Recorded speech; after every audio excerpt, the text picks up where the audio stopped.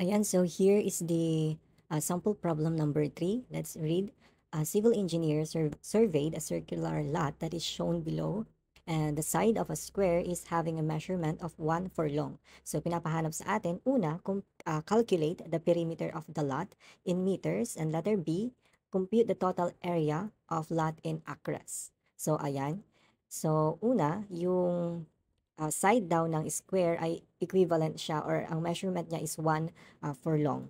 And know that yung square naman ay equivalent siya all sides. So, lahat ng side ng square ay 1 furlong daw. Ngayon, so paano natin makakahanap yung perimeter ng lot in meters? So, ang gagawin natin ay kukunin natin yung diameter nitong circle. So, yan. Magguhit lang tayo. So, yan. Sana perfect. Ay, tabi niya. So, yan. Ulitin natin. Draw natin. So, yan. So, just imagine na perfect yung ano natin. So, di ba yan? Side yan. And then, this is the diameter. So, let's say D na lang. Ayan, D. So, para mahanap yan by, di ba, triangle by Pythagorean theorem. So, D squared, S squared plus B squared. Kasi nga, di ba, yung Pythagorean theorem na A squared plus B squared is equal to C squared. So, yan. So, para makuha yung C, or the hypotenuse, A squared plus B squared is equal to C. So, yan. Yan yung diameter natin. So, parang ganyan. So, palitan natin ng square root natin to. Yan. So, ganyan yung magiging, ano natin, diameter. So, sulat natin dito. So, ganyan. Yan, ilipat lang natin. So, S, D. Ayan. So, that will be our diameter ngayon. S squared, square root. Ayan. So, ganyan.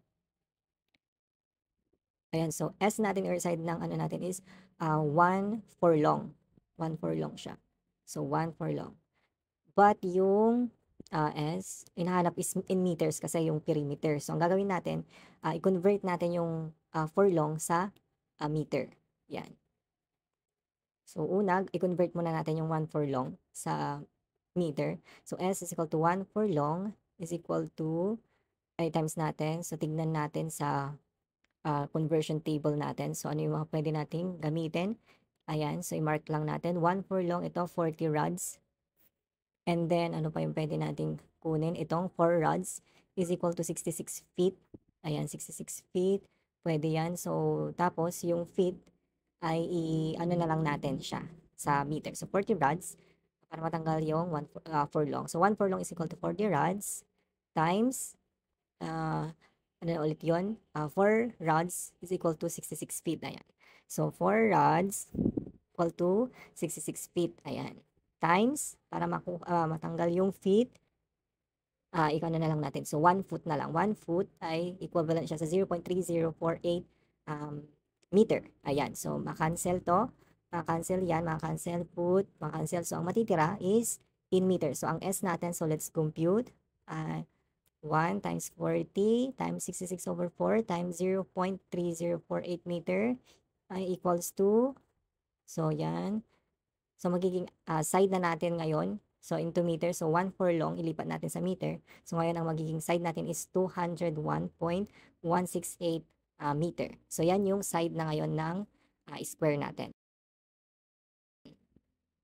Ngayon, para makuha yung diameter natin, isalpak natin sa formula na S squared plus S squared.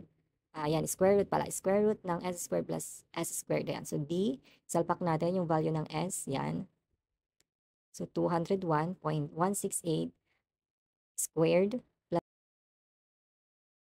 So, magiging answer ngayon natin 284.495 meter. So, yan ngayon yung diameter natin. Okay?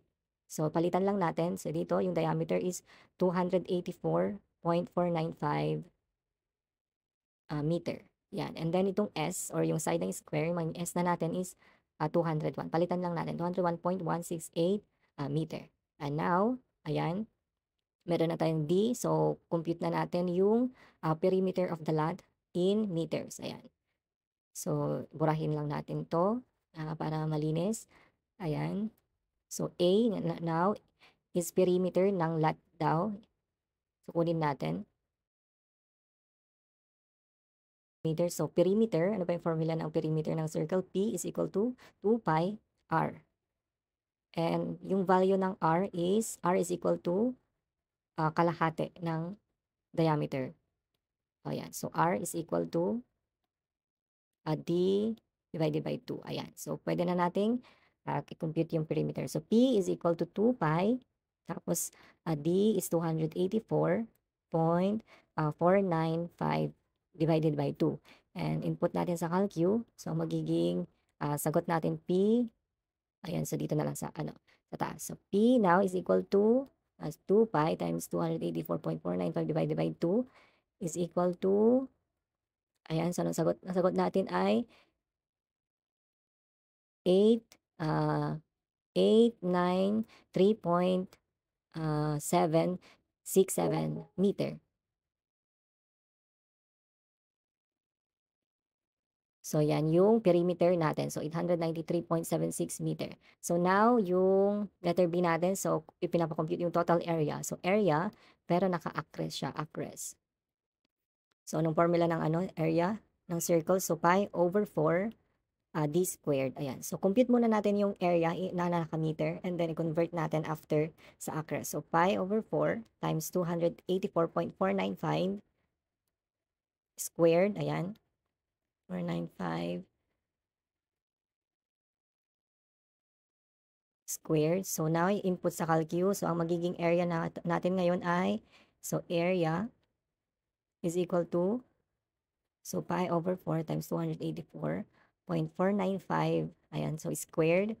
So, wag ka natin kalimutan yung squared. So, ang answer natin is 63,568.089 meters squared na siya.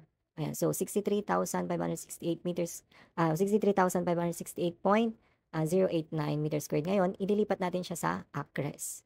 So let's, tingin na dito sa may, conversion table. So ito, 1 acre is equal to 4,047 meters squared. Yan, so pwede natin yan gamitin. Okay, so 1 acre is equal to 4,047 meters squared. Ayan. So, area now. Ayan. So, i-times lang natin. Ayan. So, area, 63,568.089 meters squared. Ayan. Times 1 acre. Equal siya sa 4,447 meters squared. Ayan. So, times. So, maka-cancel yung meter squared. Ang matitira acre. Ngayon, ang sagot natin is 15.707